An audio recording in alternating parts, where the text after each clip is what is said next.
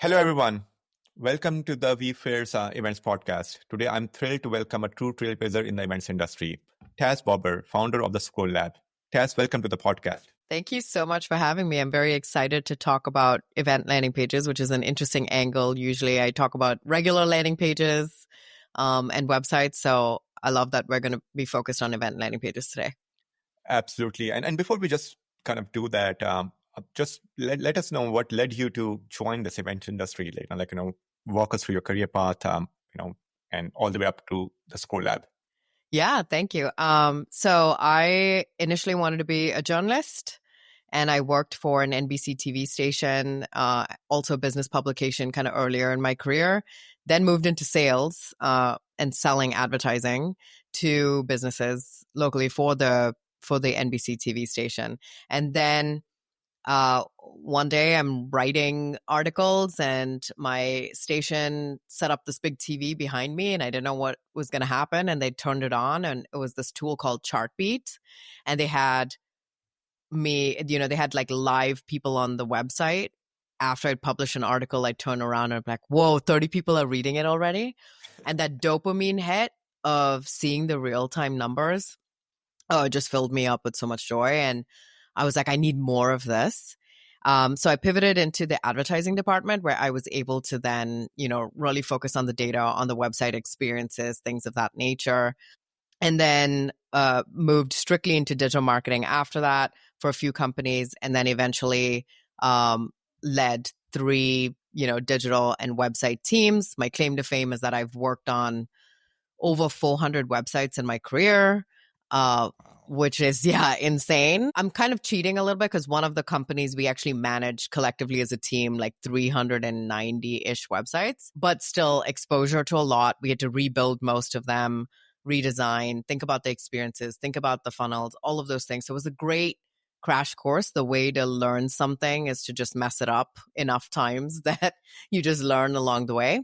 And then as far as events go, like I've always been more of a digital website demand gen type marketer, not really much with like field events and stuff. However, being the head of digital and website, I'm just one of those hubs that kind of services all the different areas of marketing, all the different areas of the company. And every company I've worked at had kind of their key events that were the kickoff. And so my foray into events specifically is just that I've worked on a ton of event landing pages. And most recently with the Scroll Lab, which is my own company, I started it 2 years ago. And it's a niche marketing consultancy focused on landing pages specifically. And then just most recently, I did a whole themed content series on event landing pages. I audited 5 of them. Did a live webinar kind of talking to many B2B companies about their landing pages, and then released a template for event landing pages that I think is just a good foundational setup for it and framework. And it did really well, and now I'm here. So again, I do a lot of these podcasts. I've been in the industry for a long time. I have to say that you are one of the very few people I have seen who was actually paying that much attention to the landing pages, which I absolutely think that's the first impression that anyone gets. I think most of us, we worry about registration form without realizing that even before someone goes to the registration form, the very first thing that they look at is the landing page. That's a first impression. So again, just from your side, what are some of the top tips of having just a great landing page? Like, what are some of the things that you look at when you're auditing these landing pages for your customers? Yeah, I'm always, as a marketer, you naturally have to be a little empathetic, but something we lose sight of because we have a lot of people whispering in our ears, right? Like you have your leaders who are like, I need numbers and registration numbers. You have your own goals. You put in all this work, all of this stuff. And then somewhere in there, the attendee gets lost, right? And if you're thinking about an event, specifically an in-person event too, there are a lot of logistics involved in that, right? And so sometimes we don't answer the most basic information that they need in order to understand not just, oh, is this content going to be worth my time? is it going to be logistically viable for me to get to? Rearrange my day for? Are you giving me enough notice? Is the price point? What is the price point? Is it free? What kind of event is it? Is it virtual? So there's sometimes, every time someone asks me, what is the first thing you would optimize on a landing page? Very rarely do I start talking about like button colors and the design and all of these pieces. I'm like, you got to make sure that the right information is on the page. Your landing page could be a Google Doc, but if it had the right information in there, like that's going to do far more for you than like a well-designed landing page that has very little information. So we also treat these informational landing pages like a sales asset. And then what ends up happening is we try to do this like intrigue and vague copy, and the form is 200 miles long and all of this stuff on there, versus just giving them the information that they need in order to make that decision. Yeah. And there's one thing that I just want to maybe get your guidance on, is that a landing page is both for the people who are coming on that landing page the very first time, who's getting to know about that brand the very first time, and then also for repeat customers. You pick up any event, it's a combination of new attendees and repeat attendees. Yes. How do you go about trying to balance the two, and making sure that in that one page, or maybe a couple of other pages, that you let new attendees know why they should sign up, and then let repeat attendees know what's new for them, because they know the about and the event and so forth. Like, what's your just take on that one? I find it such a hard job, because this one landing pages, you don't want to overwhelm the audience with tons of information, but still you have to cover a lot. So just your take on that. Yeah. And I think that's just a matter of clarity and being straightforward, right? So if you take a repeat event, it's actually a best case scenario for a repeat event, because what you're doing then is you have a lot of collateral from the last event to then really sell this event. So for example, I'm going to use like Exit 5 Drive. They had their first ever event last year. Well, they had to convince people to come. So as a new event with everybody's going to be new, you're saying, why are you doing this? What are you doing? You're answering all the logistical questions, but you're also saying, here's some of the content lineup. Here's some of the speakers. Here's some background on the speakers. And maybe you're leaning on the credibility of the speakers too, right? So if you get someone who's really good or known, you would use their credibility and borrow that in order for this to happen. If you chose, like they chose Vermont as a location. Why Vermont? Everybody's always having it in like Vegas or like New York or whatever. Good, something different. It's intimate. There's only 200 people. So you're kind of setting the stage for it a little bit. This year, what they got to do was they had an NPS score of like 89 from the last event. They got a bunch of feedback. Now they're able to leverage the feedback from attendees of the previous event to say, hey, you're coming. As far as who's invited and who's not, I think this is a classic thing on all landing pages, is to just simply indicate who you are for and how it would benefit you. Is it really going to change the landing page a ton or add to it a ton if you put a block that says, who is this event for? For new attendees, we've been doing this for 20 years. We've had these many people. These are some notable speakers who have come. Here's some feedback that have been, that people have given us. And then for if you are a return person, you obviously had a lot of fun. This year, our theme is X, or this year we have speakers Y, and things like that. There's always ways to, like, you have to do probably less convincing of the person to repeat visit.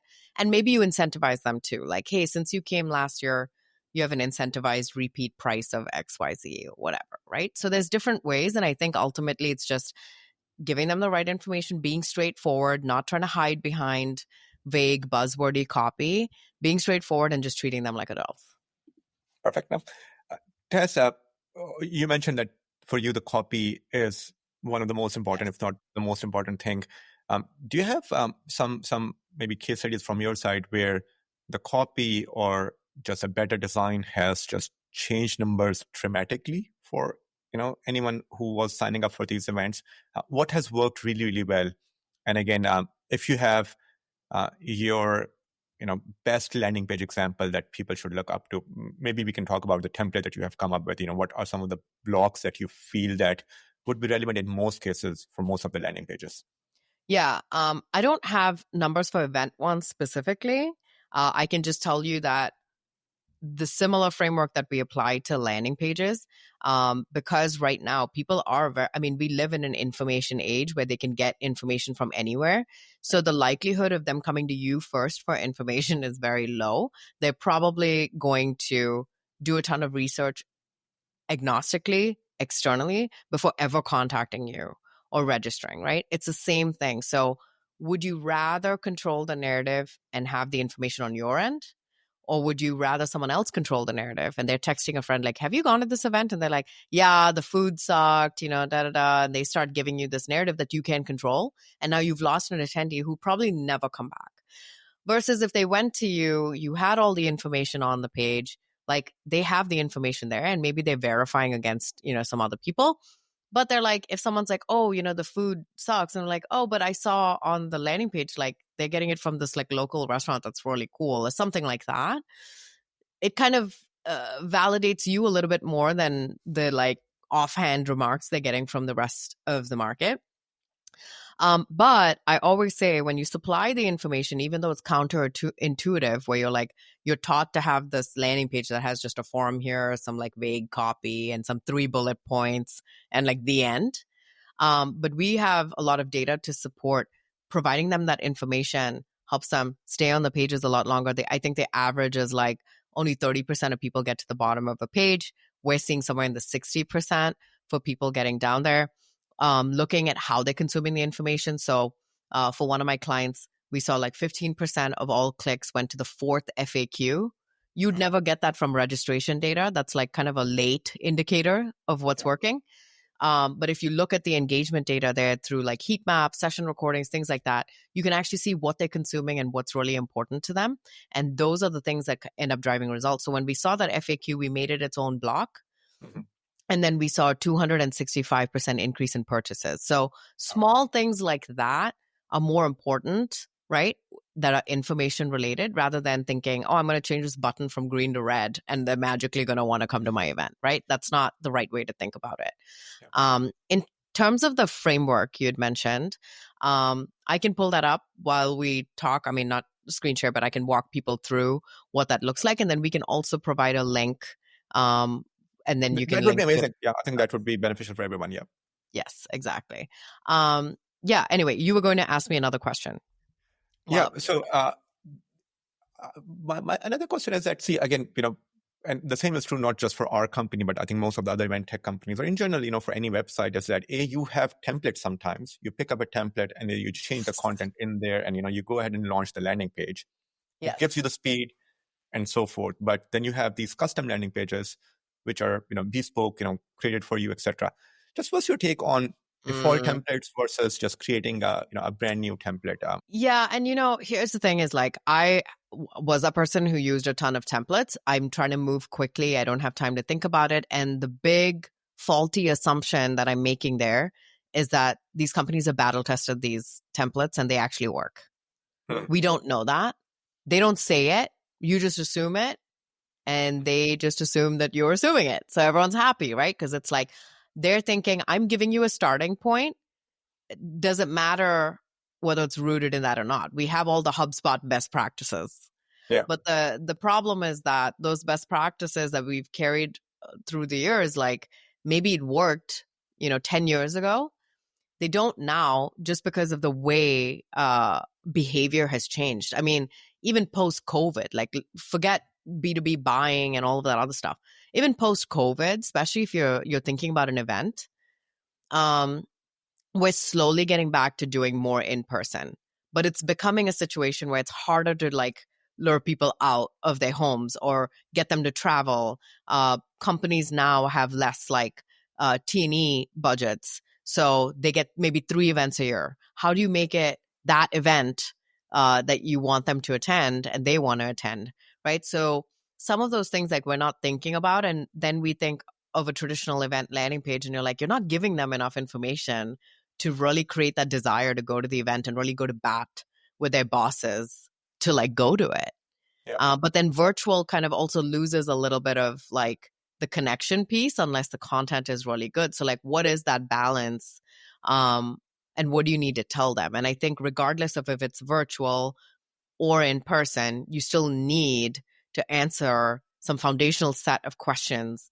And this is assuming your content at these events are really good. Like I can't help you with that piece. Like you're going to have to make sure that the event itself is really good, but we can work on what the framework needs to be, at least foundationally. Like here are the core things that you would need on your landing page, to at least make sure they have all the information in order to make that decision whether they want to go or not. Okay, no hiding. You want me to walk through it? Yeah, let's do that. Yeah. Okay, perfect. So essentially it's going to look like the longest page in the universe, but I have 1, 2, 3, 4, 5, 6, 7 blocks on this page. And the funny thing is, if you're looking at this while I'm talking through it, you will realize the form is actually all the way in the bottom, which is counterintuitive to what we've been taught. But I always use this analogy, which is if you're on a dating app, which it has been many years since I've been on a dating app, so forgive me if this is a rusty analogy, and you met someone on the dating app and you're trying to meet up for coffee. They don't tell you the location. They don't tell you anything. They like, go out with me. Let's just, go out. And you're like, I don't have any information. I don't know enough about you. And they say, okay, cool. Do you want to marry me? And you're like, dude, we haven't even met. Like, I don't know anything about you. You're starting to move too fast and you're making the ask too soon. So it's the same thing with an event. Like an event too could be a first touch point a user's ever had with your company because they're interested in the content. They saw that, or maybe their friends are like, hey, I'm going to this event, you should join. Or maybe they saw an ad for it, right? It's not likely like a bottom of funnel type thing where you're like, get a demo. It's not like that. They're not maybe fully researched on who you are as a company. But they're like, an event is kind of a low ask, especially if it's virtual. Like, I don't mind going, but then we make it difficult for them because we ask them right away when they come to the site. And they're like, I don't even know anything about this. I haven't even read the page. And you're already making demands of me. And it makes it a transactional relationship. Users are accustomed and know that a form is lurking somewhere close by. We do not need to put it at the top of the page and know it is not going to hurt your conversions to put it all the way in the bottom. You will have like your CTAs kind of sprinkled through the page and it will anchor to that form. So if at any point they want to get down there, they can. It's not a problem, right? But don't make that front and center and utilize like your best real estate for that. So the first block is going to be your foundational information. And that's going to be things like what your event name is, and hopefully it's something compelling. I see a lot of event names that are like disrupting the AI something or the other, and people are like, okay, you know what? I didn't get my daily dose of disrupting today, so I guess I'll get on this event. But the biggest thing is in your hero to have a headline that's kind of impactful, hopefully something impactful related to the content, and your event name is something that's self-explanatory, but also compelling in order for them to want to go.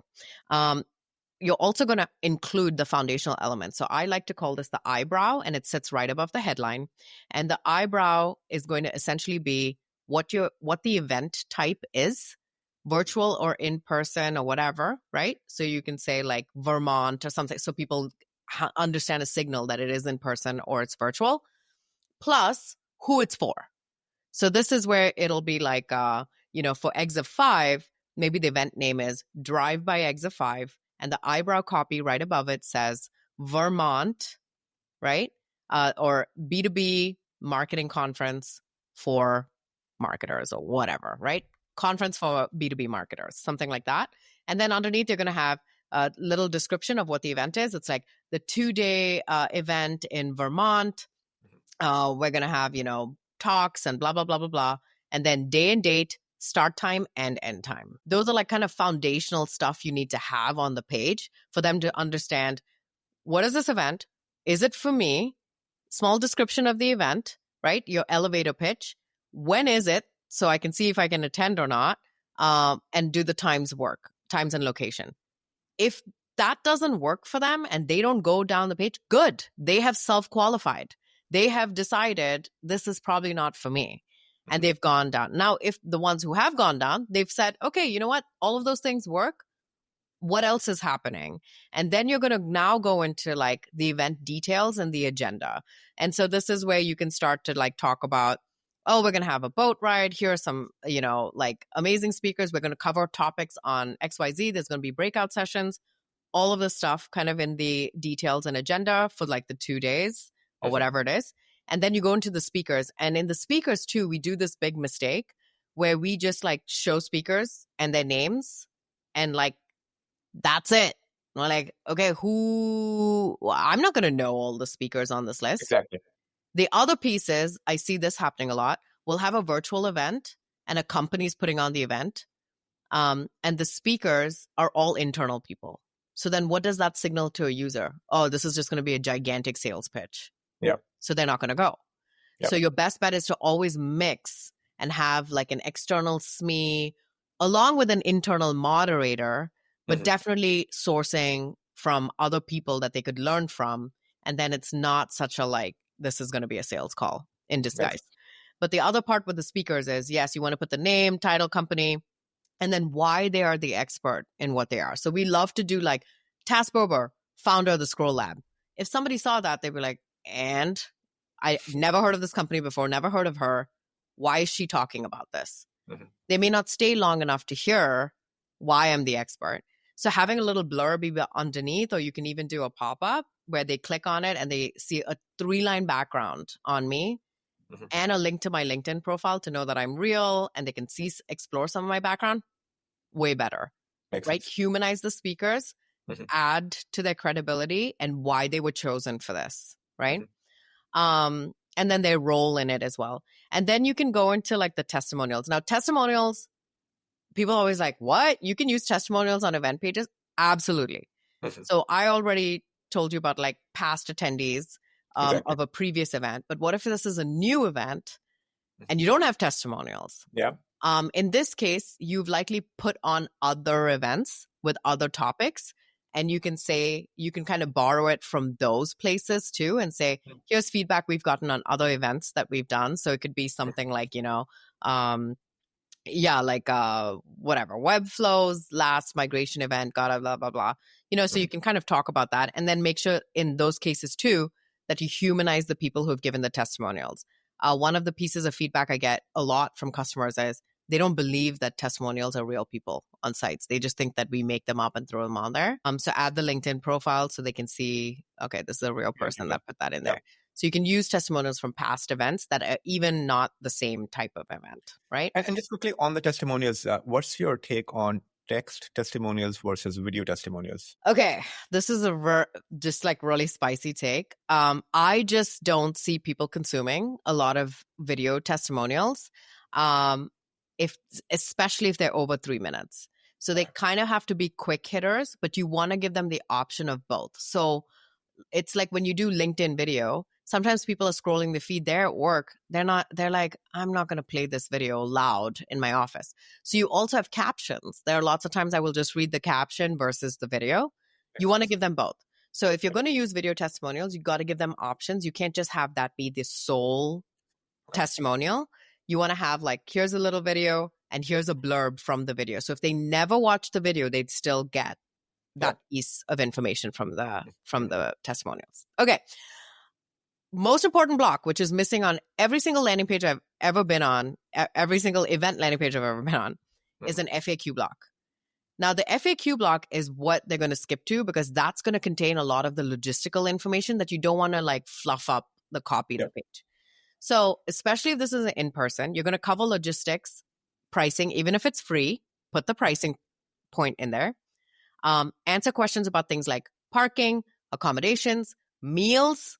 Like, am I going to be fed? This event is from noon to 4. What can I expect, right? And then if it is virtual, you can talk about what event platform you're using, right? Any login requirements, any prep they have to do ahead of time. Right? All of those things. And so that's like a good place to just put it. It's neat, organized, but it covers a lot of the logistical stuff that you tend to already receive, where people are like, So then you can say things like, make sure you test your connection like 15 minutes before, use a Zoom link, whatever. If you have sponsors, you can put a logo garden of the sponsors down there.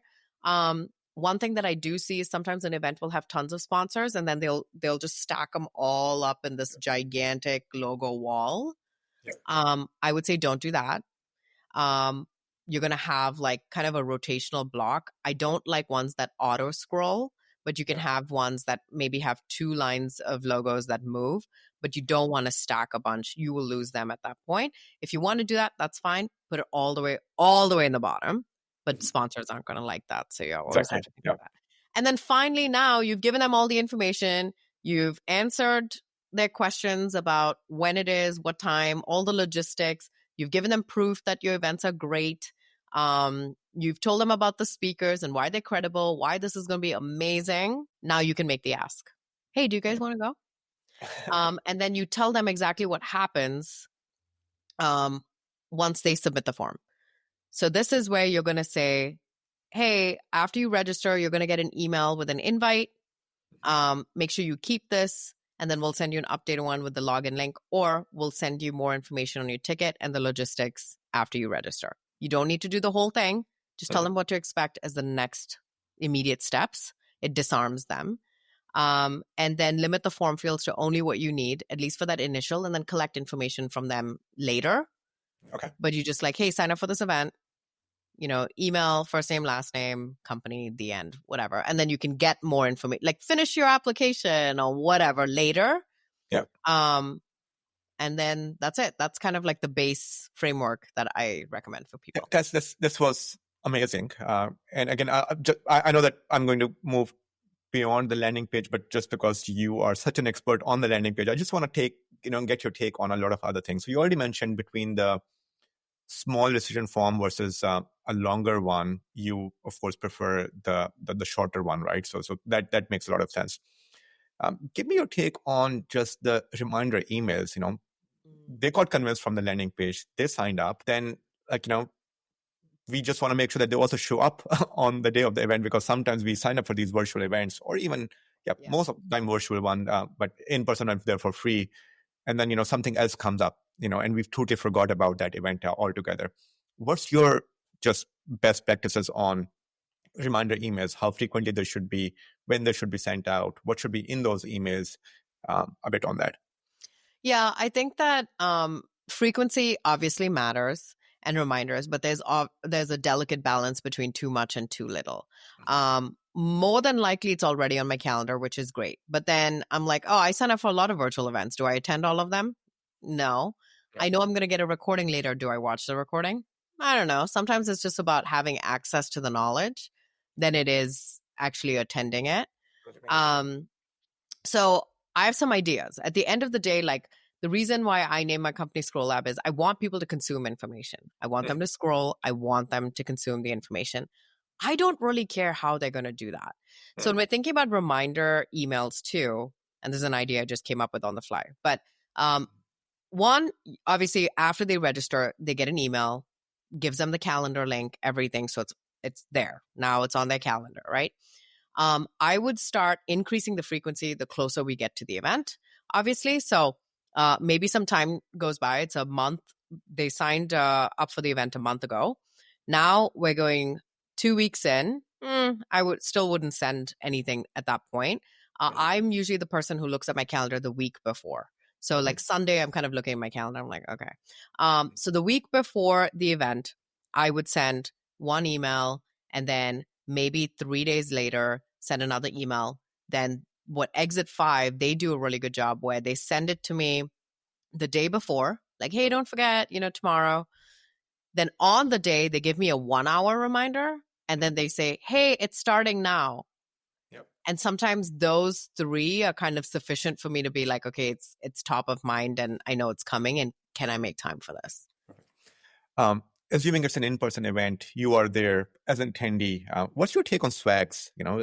Just like, do you like them? You don't like them? Like, Maybe as a marketer, I'm kind of desensitized to them. So anytime a company offers me swag, I think in every database I'm listed as a men's XL because I just buy it. I just get it for my husband, and he wears all the market. He loves it, so Yeah. he wears all the marketing swag. And somewhere he is someone's ICP, like Yeah. head of data and business intelligence and stuff. Like Yeah. MicroStrategy is like after him. Yeah. So in some cases that does work.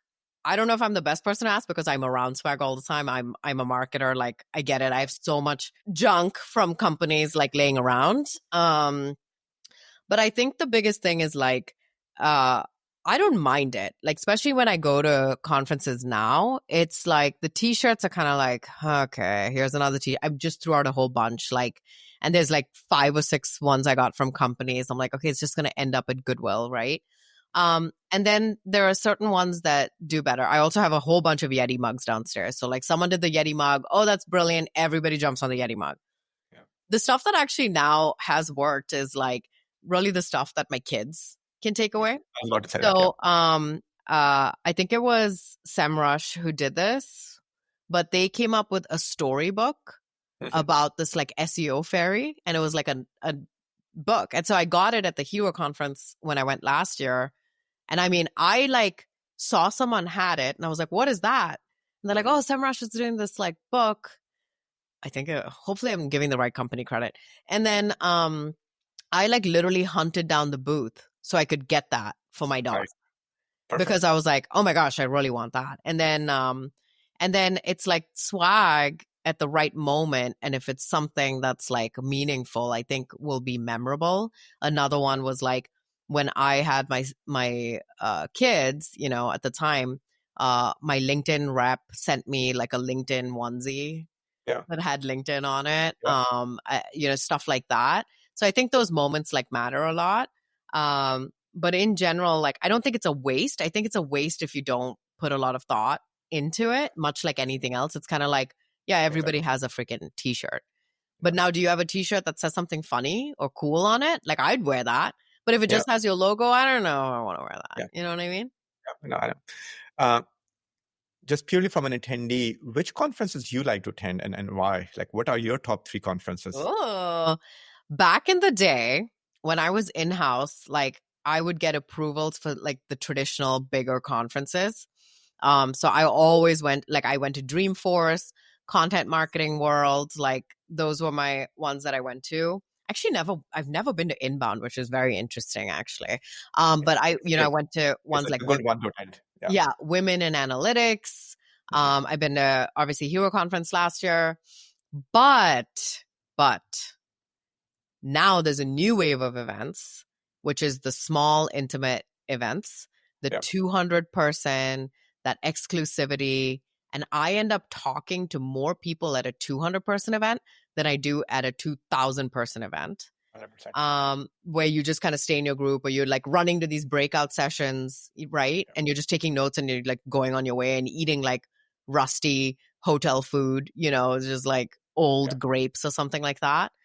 But the best event I ever went to happened to be the Exit 5's one last year, 200 person event in Vermont, some like hillside.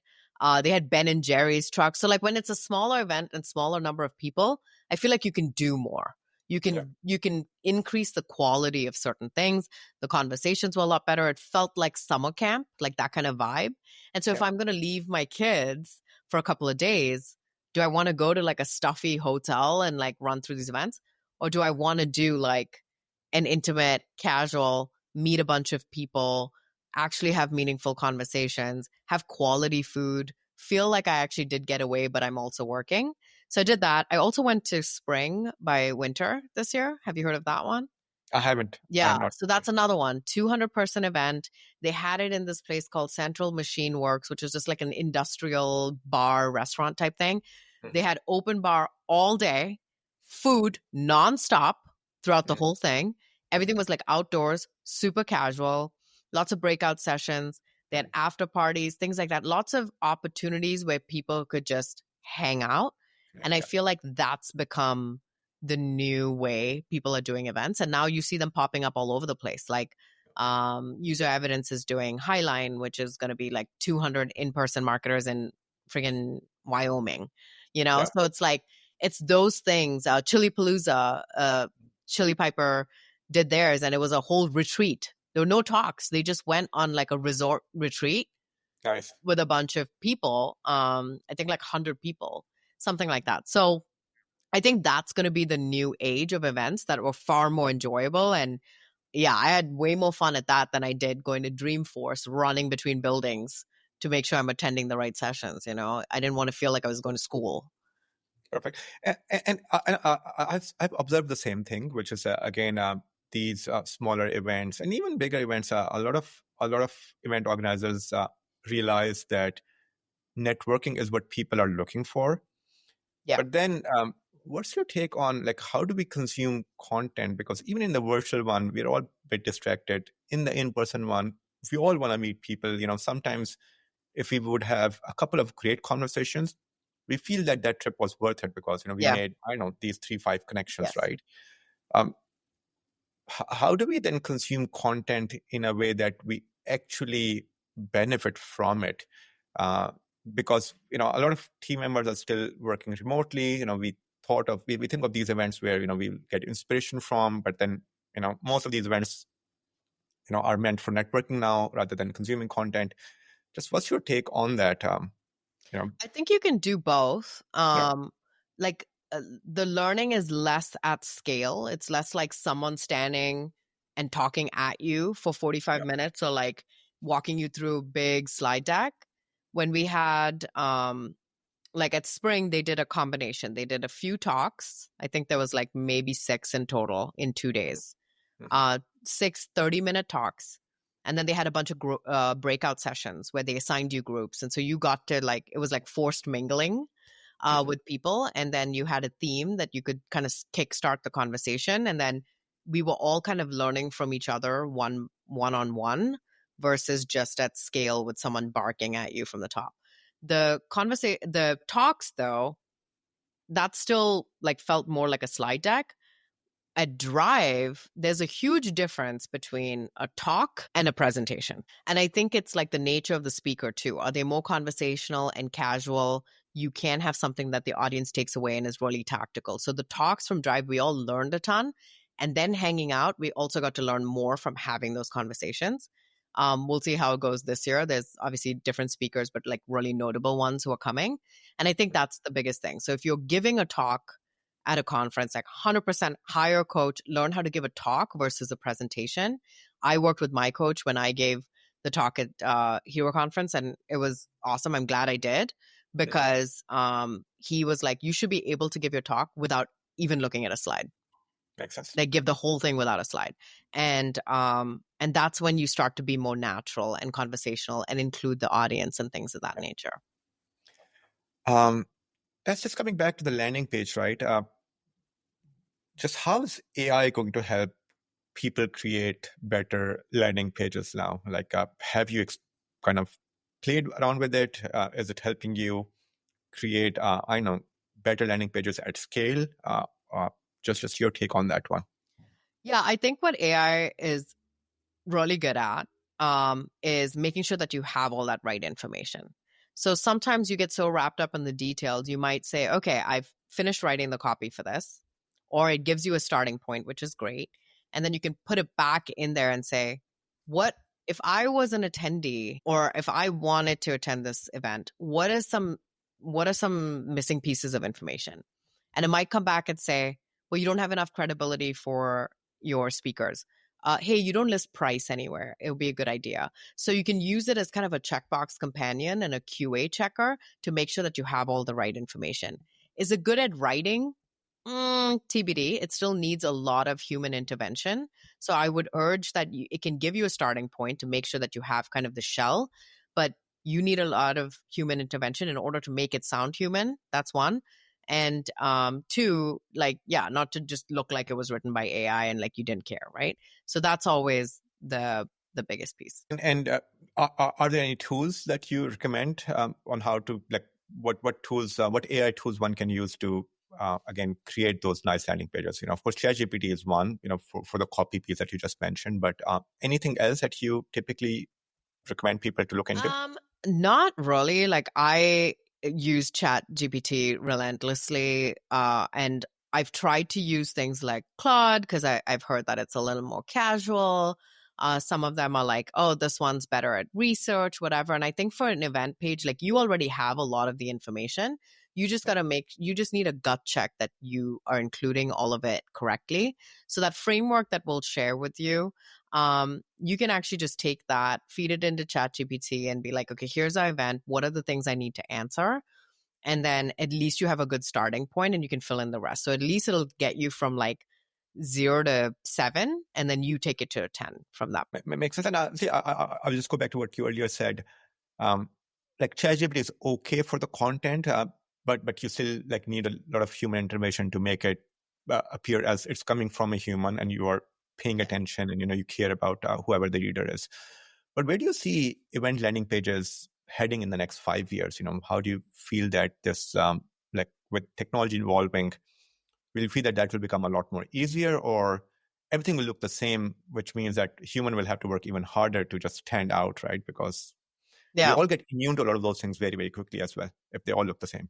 Yeah, I mean, ultimately, it's like, I always think of any landing page kind of like an Amazon product page where it's like, do you have all the information there to make a purchase decision or a registration decision in our case? And so ultimately, it comes down to that. People will care less about delivery if they have the information that they need. But if you're kind of being vague, I mean, that's kind of how we've gone as an industry, is like we just got more and more vague as time went on. So as long as you're clear, I think they will care less. Like you see a lot of people saying things like, I don't even care if you wrote this with AI. I care about the depth of the information that the idea came from you.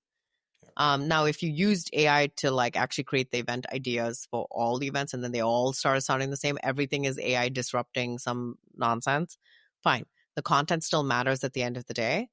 And I think it's hard for AI to fabricate or manufacture those like in-person, intimate, real human connection events. So I think there's always going to be a place for us in there. And if we're doing like virtual stuff, just making sure that we interject and inject as much like human and tactical takeaways that are not really like things that they can get on AI. So I always tell people like, what are things that AI isn't trained on right now? And it's always going to be things like my personality. Maybe someone can run me through it and make a version of me, but I've tried that and like it still isn't me, right? Yeah. So I think it'll be more important to be different than it is really to be like good or better. You know what I mean? Makes sense. Guys, thank you so much for being on the podcast. I usually have for 30 minutes, but like again, I was learning so much from just your experience of building these landing pages. We went almost 50 minutes above. How can people be in touch with you, and if they want to, learn a bit more about what the Scroll Lab do, and how they can build better landing pages? What's the best way for them to connect with you? Yeah, find me on LinkedIn. It's TAS and last name Bober, BOBER. I also have a free landing page resource hub on my profile. So it's in the featured link. You can grab that. It has all landing page content for you to DIY and do your stuff on your own. If you're not into that, you can also find my Spotify playlist called Tas, and I have some ratchet music in there. So if you'd rather listen to that while you're working out, those are 2 ways that you can connect with me. Thank you so much, Tas. Thank you everyone for listening in. And again, if you want to connect with Tas, feel free to reach out to her on LinkedIn. Thank you, Tas, for being on the podcast. Thank you so much.